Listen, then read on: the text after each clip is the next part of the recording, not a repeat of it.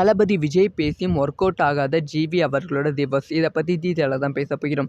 அதான் கடந்த ஒரு வாரமாக இணையதளத்தில் ஒரு விஷயம் பார்வை கொண்டு இருந்தது.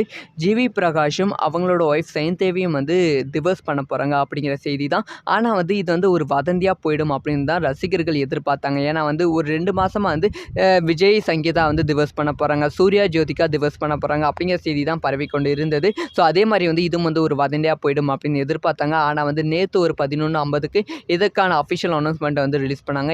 நாங்கள் 2 பேரும் மன அழுத்தத்தில் இருக்கோம், எங்கள் 2 பேருக்கும் பீஸ் வேணும், அதனால் 2 பேரும் டிவோர்ஸ் செஞ்சுக்கிறோம் அப்படின்னு சொல்லியிருக்காங்க.